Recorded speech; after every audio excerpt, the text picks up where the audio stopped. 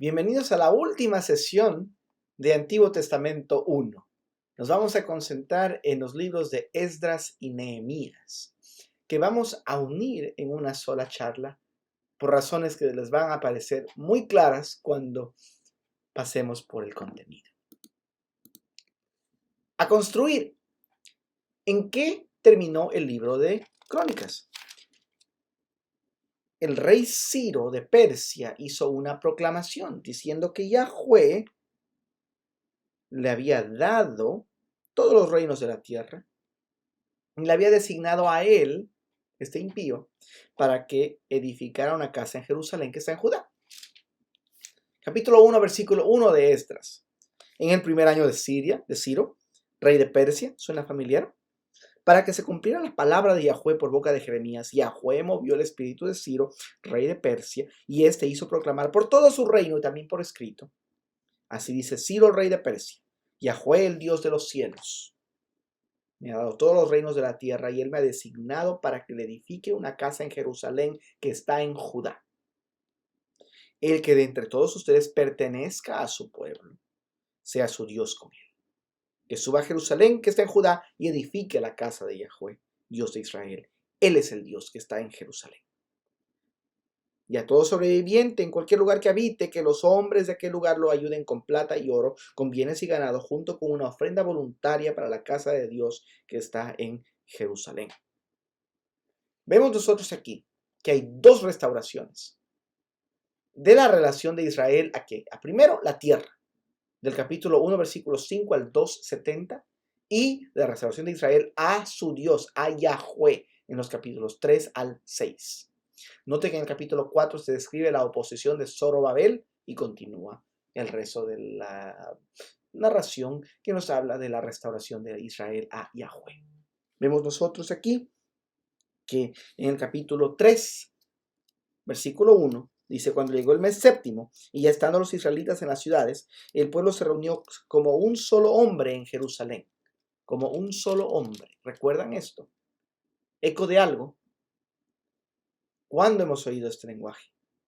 Lo hemos oído en Jueces, por ejemplo. ¿Sí? Aquí se reunieron como un solo hombre.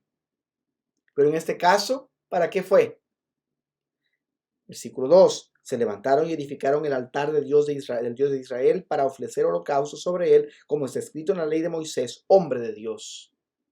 ¿Cómo está escrito? ¿Cómo está escrito? También esto lo vemos en el versículo 4. Celebraron la fiesta de los tabernáculos, como está escrito, con el número diario de holocaustos, y etcétera, etcétera. ¿Cómo está escrito? Esto es poder de la palabra de Dios. Para alabar a Yahweh, dice el capítulo 3, versículo 10. Cuando los albañiles terminaron de echar los cimientos del templo de Yahweh, se presentaron los sacerdotes en sus vestiduras con trompetas, y los levitas, hijos de Asaf, con címbalos, para alabar a Yahweh conforme a las instrucciones del rey David de Israel, y cantaban alabando y dando gracias a Yahweh, porque Él es bueno, porque su misericordia es para siempre. Familiar, ¿verdad? Vemos nosotros también un poco de tristeza mezclada con todo este regocijo. Versículo 12. Pero muchos sacerdotes y levitas de jefes de casas paternas que ya eran ancianos y que habían visto el primer templo, cuando se echaban los cimientos de ese templo delante de sus ojos, lloraban en alta voz mientras muchos daban gritos de alegría. O sea, ¿por qué lloraban? Porque sabían de que ese era un templo más pequeño, que no iba a tener la misma gloria, no era lo mismo que el templo anterior. Entonces dice el versículo 13, el pueblo no podía distinguir entre el clamor de los gritos de alegría y el clamor del llanto del pueblo, porque el pueblo gritaba en voz alta y se oía el clamor desde lejos. Ahí está la oposición, el capítulo 4 de la que se había hablado. Capítulo 5 se reanuda la construcción. Y aquí dice: comenzaron a reedificar la casa de Dios en Jerusalén, versículo 2, y los profetas de Dios estaban con ellos apoyándolos. No estaban condenándolos, sino apoyándolos. Versículos 11. Y así nos respondieron: somos los siervos del Dios del cielo y de la tierra, y estamos reedificando el templo que fue construido hace muchos años, el cual un gran rey de Israel edificó y terminó. Pero como nuestros padres provocaron a ira al Dios del cielo, Él los entregó en mano de Nabucodonosor, rey de Babilonia, el caldeo, quien destruyó a este templo y luego llevó cautivo al pueblo de Babilonia. Sin embargo, el año primero de Ciro, rey de Babilonia, el rey Ciro proclamó un decreto que se reedificara esta casa de Dios. También los utensilios de oro y plata, de la casa de Dios que Nabucodonosor había sacado del templo que estaba en Jerusalén y llevado al templo de Babilonia, los sacó el rey Ciro al templo de Babilonia y fueron entregados a Sebastar, a quien había puesto por gobernador. Esta es parte de la restauración. Pues he puesto aquí el tema, Yahweh restaura. Yahweh restaura. Entonces, muy importante aquí, ellos están conscientes de la razón. Esto no fue ningún hecho aleatorio, no fue algo que ocurrió al azar. Esto fue algo que ocurrió como resultado de algo serio. ¿Que fue qué?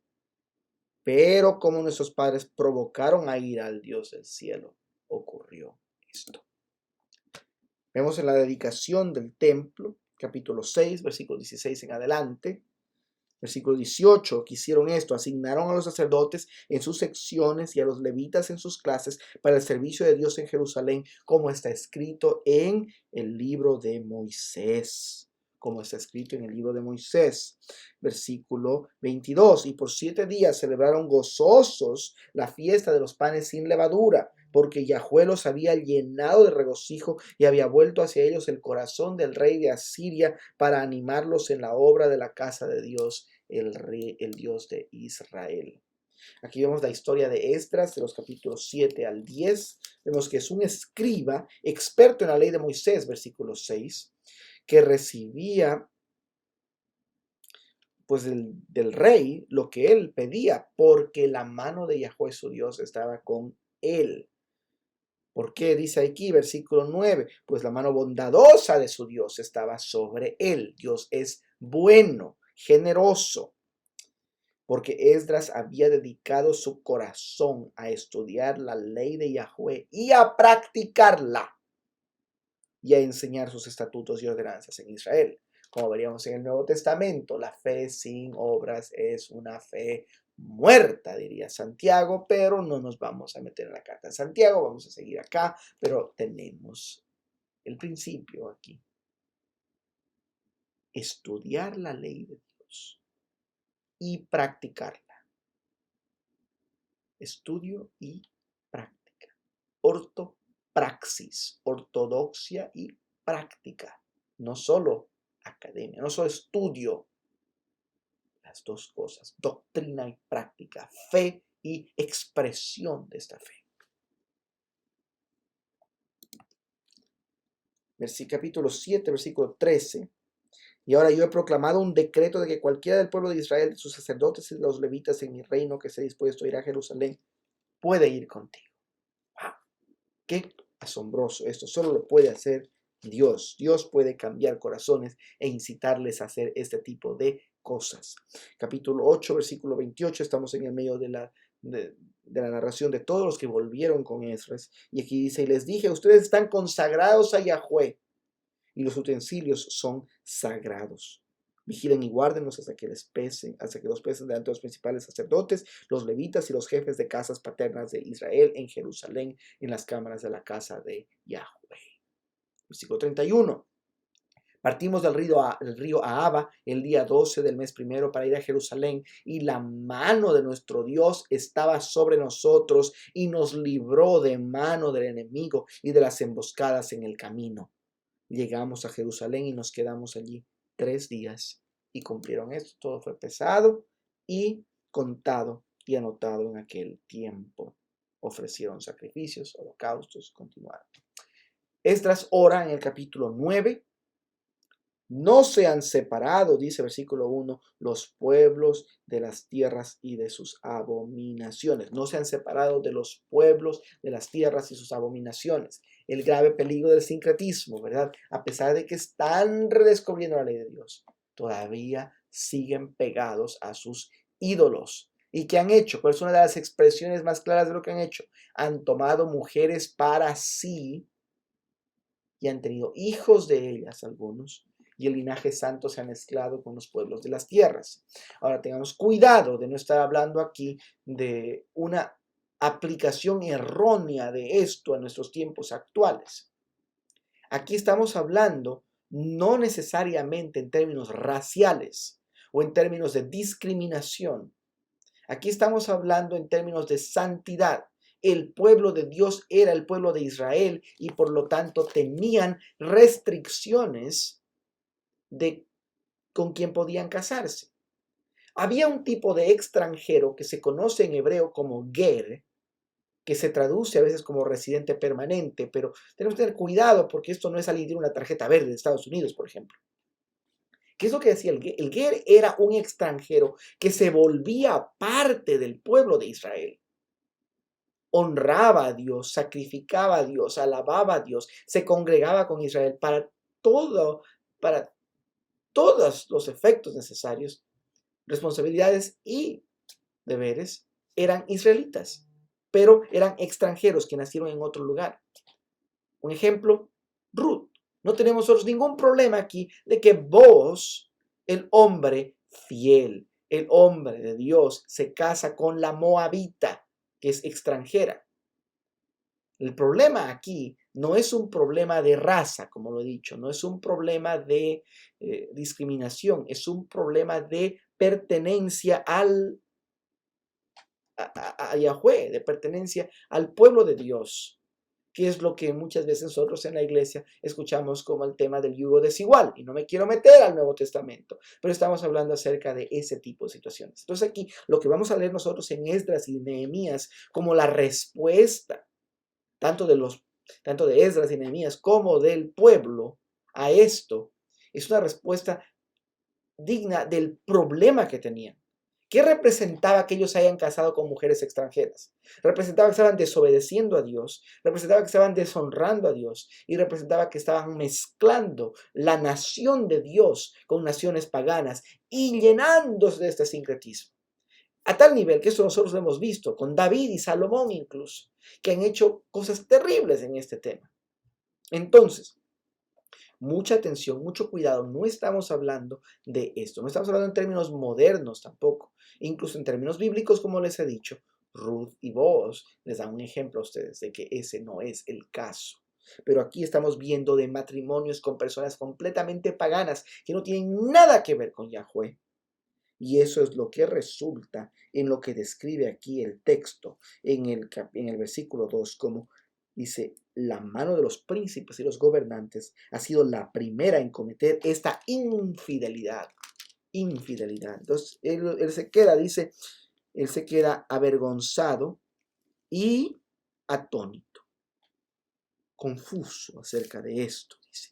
Me levanté de mi humillación y caí en rodillas y extendí mis manos al Señor mi Dios y dije, Dios mío, soy avergonzado y confuso, versículo 6, para poder levantar mi rostro a ti, mi Dios, porque nuestras iniquidades se han multiplicado por encima de nuestras cabezas y nuestra culpa ha crecido hasta los cielos. Esto no soy yo diciendo esto acerca de mi matrimonio con Ángela, que Ángela no es ecuatoriana así como yo, morenita y todo, ella es ecuatoriana, pero por naturalización. Entonces, no estoy aquí diciendo, wow, Dios, he pecado porque me casé con esta mujer que no era ecuatoriana. No es eso. Estamos hablando aquí de personas que están reconociendo que cometieron una grave ofensa contra Dios. Y de hecho, nosotros siempre tenemos que tener cuidado en nuestra hermenéutica, porque nosotros no nos podemos separar completamente de nuestro contexto cultural en el que vivimos, de nuestras experiencias de la vida, en cómo leemos el texto. Entonces, por eso es necesario leer y leer también con la iglesia, es decir, con la tradición de la iglesia. Ojo, no estoy diciendo aquí que tradición e iglesia estén al mismo, que tradición y Biblia estén al mismo nivel. Eso es simplemente diciendo de que la tradición nos ayuda a nosotros a ver el camino en el que estamos yendo. Simplemente a ver, ¿está mi exégesis correcta? ¿Está la de ellos bien? ¿Qué está pasando? Estar en diálogo con la historia de otros cristianos de la fe. Vemos la misericordia de Dios que les ha dejado un remanente, que no los ha abandonado en su justicia. Y ahí va esa gran pregunta que les dice, ¿hemos de hacer esto otra vez? ¿Hemos de quebrantar de nuevo tus mandamientos, emparentándonos con los pueblos que cometen estas abominaciones? Y la clave allí, No hemos de quebrantar de nuevo tus mandamientos emparentándonos con personas de diferente raza. No dice eso. Dice, hemos de quebrantar de nuevo tus mandamientos emparentándonos con los pueblos que cometen estas abominaciones. El pueblo lloraba amargamente, versículo 1 al capítulo 10, versículo 11. Ahora pues confiesen a Yahweh Dios de sus padres y hagan su voluntad. No lo que ustedes piensan que está bien, hagan su voluntad. Sepárense de los pueblos de esta tierra y de las mujeres extranjeras. Ese es el llamado al arrepentimiento que tienen ellos. Y en el versículo 13 vemos el peso de todo esto que le dice, tampoco se puede hacer todo en un solo día ni en dos, porque hemos pecado en gran manera en este asunto. Nehemías.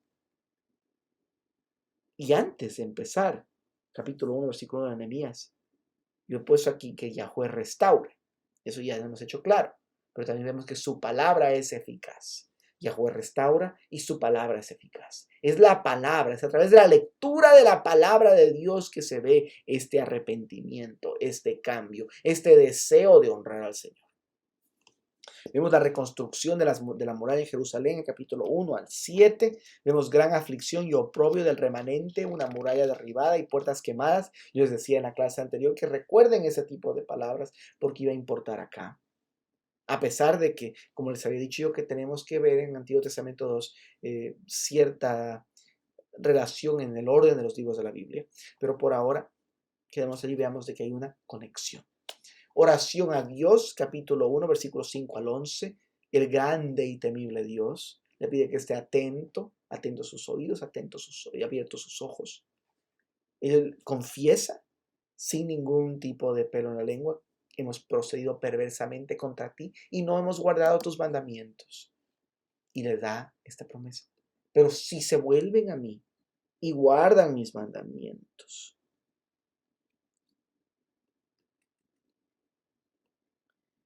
y los cumplen, aunque estén desterrados entre los confines de los cielos, de allí los recogeré y los traeré al lugar que he escogido para hacer morar mi nombre allí. Versículo 9, capítulo 1. Ponga atención allí, tal vez un estudio de Deuteronomio 30, versículos 2 y 3 y 12, 5, para que vea de dónde viene esto. Esta oración es una oración informada en la palabra de Dios, conoce la palabra de Dios, está arraigada en ella. Ellos son sus siervos, nuevamente porque digo que la palabra es eficaz. Ellos son tus siervos y tu pueblo que tú redimiste con tu gran poder y con tu mano poderosa. Le recuerda esto en el versículo 10. Vemos que hay permiso del rey a Nehemías para que pueda viajar a Jerusalén. Eso vemos hasta el versículo 10 del capítulo 2. Dice, así que oré al Dios del cielo. Porque ¿qué es lo que pasó? El rey le preguntó, ¿qué es lo que me pides? Estaba ahí tristecito. Dice, ¿qué te pasa? ¿Qué te pasa? Dice, ¿cómo respondo? No respondió con lo que él quería responder. Él dijo, oré al Dios del cielo. Y le pide al rey, ¿y qué dice el rey? Le agradó al rey enviarme. Y el rey me lo concedió porque la mano bondadosa de Dios, igual que Esdras, ¿verdad? La mano bondadosa de mi Dios estaba sobre mí, de la conexión. Es una inspección nocturna de Nehemías, capítulo 2, versículos 11 al 16, y vemos la decisión de reconstruir la muralla. Vengan, reedifiquemos la muralla de Jerusalén para que no seamos más motivo de burla, dice. Y la respuesta de ellos es, levantémonos y edifiquemos. Y esforzaron sus manos en la buena obra, versículo 18. El Dios del cielo nos dará éxito. Es una respuesta a la oposición que vemos en los versículos 19 y 20. Por tanto, nosotros sus siervos nos levantaremos y edificaremos, dice. Hay una lista de los que reconstruyeron la muralla en el capítulo 3, capítulo 4, hasta el versículo 15, vemos más oposición. Oye, oh Dios nuestro, versículo 4, cómo somos despreciados, devuelve su oprobio sobre sus cabezas y entrégalos por despojo en una tierra de cautividad. No perdones su iniquidad, ni su pecado sea borrado de delante de ti, porque han desmoralizado a los que edifican. Hablaremos de esto más en los Salmos de Imprecación, Antiguo Testamento 2. Versículo 9. Versículo 9. Entonces oramos a nuestro Dios y para defendernos montamos guardia contra ellos de día y de noche. ¿Cuál es el aliento que les da? Versículo 12. No les tengan miedo. Acuérdense del Señor, que es grande y temible, y luchen por sus hermanos, sus hijos, sus hijas, sus mujeres, sus casas. Vemos la reconstrucción del versículo 16 al 23. Estaban con una mano en la obra y en la otra empuñaban el arma. Dice, nuestro Dios peleará por nosotros. Vemos problemas de usura en el capítulo 5. Vemos la culminación de la obra a pesar de problemas de una conspiración contra Nehemías. Lo vemos allí. Específicamente en el versículo 15, la muralla fue terminada el 25 del mes de Elul en 52 días. En el capítulo 7 vemos un censo de los que regresaron primero. Vemos la lectura pública de la ley por parte de Esdras en el capítulo 8, versículos 1 al 12. Todo el pueblo se reunió como un solo hombre, nuevamente, en la plaza que estaba delante de la puerta de las aguas, y pidieron al escriba Esdras que trajera el libro de la ley de Moisés que Yahweh había dado a Israel. Entonces el sacerdote Esdras trajo la ley delante de la asamblea de hombres y mujeres y de todos los que podían entender lo que oían. Vemos nosotros la fiesta de los tabernáculos que está allí, y dice versículo 13. El segundo día los jefes de las casas paternas de todo el pueblo, los sacerdotes y los levitas, se reunieron junto al escriba Esdras para entender las palabras de la ley, y encontraron escrito en la ley que Yahweh había mandado por medio de Moisés que los israelitas habitaran en tabernáculos durante la fiesta del mes séptimo. Ponga atención especial, versículo 18. Esdras leyó del libro de la ley de Dios cada día, desde el primer día hasta el último día. Celebraron la fiesta 7 días y al octavo día hubo una asamblea solemne según lo establecido. La palabra de Dios es viva y eficaz. Capítulo 9 empieza con ayuno, hay arrepentimiento, hay confesión. Tenemos una oración grande en forma de poesía y vemos allí mucho la palabra pero. Léala, preste la atención y cada vez que dice pero, ponga atención especial. ¿Cuál es la conexión que está haciendo aquí en esta oración? Solo tú eres el Señor, tú eres el Señor Dios. Pero ellos, nuestros padres, pero tú eres Dios de compasión, Dios de perdón, clemente y compasivo. Por ejemplo, multiplicaste sus hijos como las estrellas del cielo, pero fueron desobedientes y se rebelaron contra ti. Pero en el tiempo de su angustia clamaron a ti. Tú escuchaste desde el cielo y conforme a tu gran compasión les diste libertadores que los libraron de la mano de sus opresores. Pero cuando tenían descanso, volvían a hacer lo malo delante de ti. Por tanto, tú los abandonabas en medio de sus enemigos para que los dominaban. Cuando clamaban de nuevo a ti, tú oías desde el cielo y muchas veces los rescataste conforme a tu compasión. Pero ellos obraron en soberbia y no escucharon tus mandamientos, sino que pecaron contra tus ordenanzas. Pero no prestaron oído. Entonces los entregaste en mano de los pueblos de esas tierras. Pero en tu gran compasión no los exterminaste ni los abandonaste, porque tú eres un Dios clemente y compasivo. Ahora pues, Dios nuestro, Dios grande, poderoso y temible, que guardas el pacto y la misericordia, no parezca insignificante ante ti toda la aflicción que nos ha sobrevenido a nuestros reyes, a nuestros príncipes, a nuestros sacerdotes, a nuestros profetas, a nuestros padres y a todo tu pueblo, desde los días de los reyes de Asiria hasta el día de hoy. Pero tú eres justo en todo lo que ha venido sobre nosotros, porque tú has obrado fielmente, pero nosotros perversamente. Hecho caso a tus mandamientos, de tus amonestaciones con lo que nos amonestabas, pero ellos en su propio reino, con los muchos bienes que tú les diste, con la espaciosa y rica tierra que pusiste delante de ellos, no te sirvieron ni se convirtieron de sus malas obras. Por tanto, hoy somos esclavos. Y en cuanto a la tierra que diste a nuestros padres para comer de sus frutos y de sus bienes, ahora somos esclavos en ella. Y su abundante fruto es para los reyes que tú pusiste sobre nosotros a causa de nuestros pecados, los cuales dominan nuestros cuerpos y nuestros ganados como les place. Y en gran angustia estamos. Vemos el pacto del pueblo. Vemos una lista de quienes regresaron, la dedicación de la muralla, regulaciones para levitas y sacerdotes en los capítulos 11 al 12. Vemos ahí el regocijo de Jerusalén, se oía desde lejos, desde lejos. Vemos el pecado persistente en el último capítulo 13. Vemos nosotros allí extranjeros, llamados extranjeros nuevamente, de sacerdotes que estaban viviendo en el templo. La falta de provisión para los sacerdotes, que dice, porque es abandonada la casa de Dios. Vemos una profanación del día de reposo. vemos matrimonio con extranjeras, vemos profanación del sacerdocio y vemos con todo eso la centralidad de la palabra de Dios, que resulta en adoración en verdad. Y al hacer esto, al estar estudiando la verdad, al estar leyendo la palabra de Dios, nos recuerda que la restauración final aún no se cumple. A pesar de que se volvió a construir esta muralla, a pesar que se la restauró, a pesar de que se trató de edificar un nuevo templo del Espíritu Santo, nosotros, en quienes creemos en Cristo Jesús para salvación. Pero no me adelanto demasiado. Vamos al texto Esdras, capítulo 1, versículo 1 al capítulo 2, versículo 1, capítulo 6 al 9, Nehemías, capítulos 1 al 2, 6, 8 y 9, 13.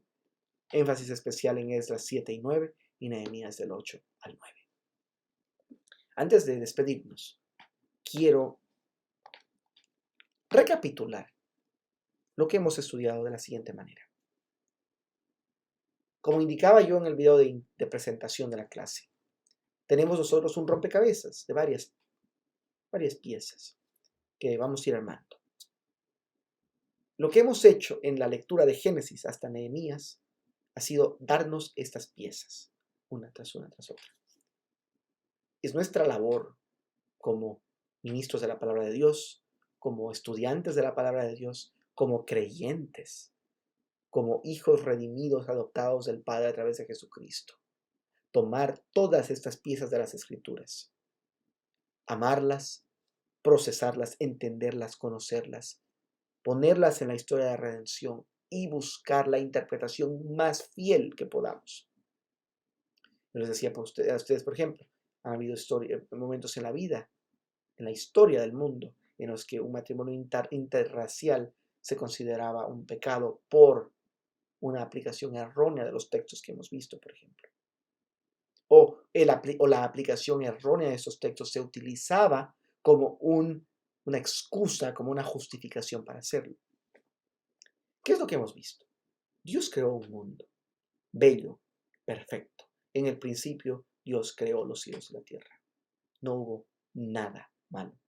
Pero a través del engaño de la serpiente, a través de nuestro deseo de querer ser como Dios y nuestro padre Adán y Eva pecaron.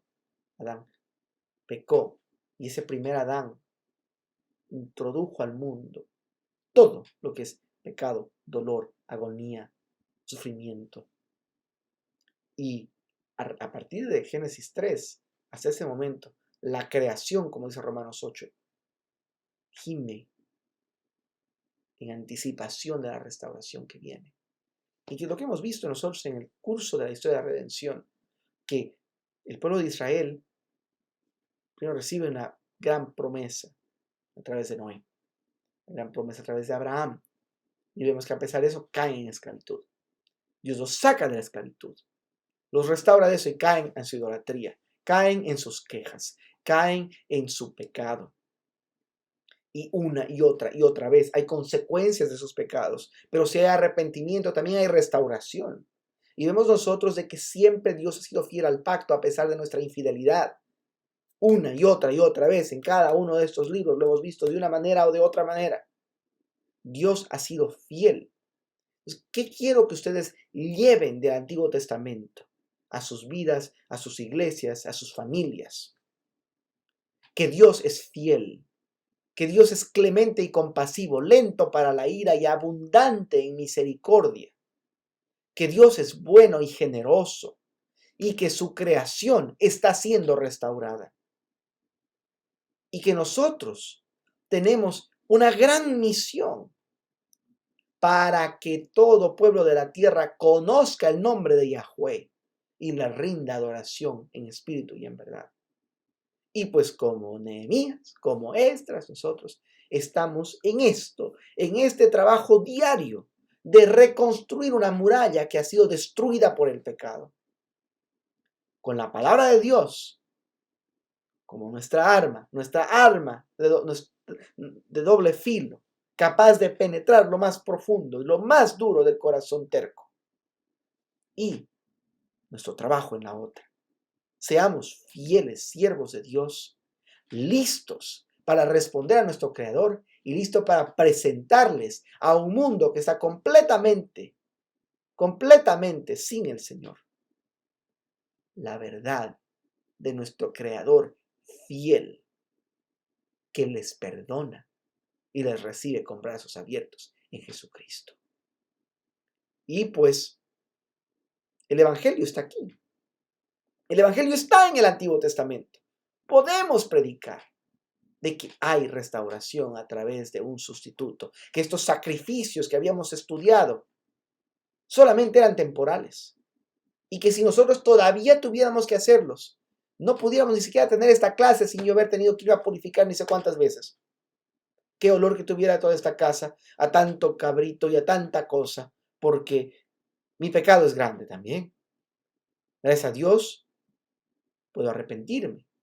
Usted puede arrepentirse. Pero si no fuera por el sacrificio del único Jesucristo, todavía estuviéramos muertos en nuestros delitos y pecados. Pero nada de esto del Nuevo Testamento puede tener sentido si no fuera por el Antiguo Testamento. Espero que esta clase haya motivado su amor por la palabra de Dios, por el Antiguo Testamento en específico, y que esté motivado para regresar a terminar Salmos, Proverbios, los profetas y la reconstrucción de la teología bíblica del Antiguo Testamento en Antiguo Testamento 2, para la gloria de Dios, para nuestro bien y para el bien de su iglesia.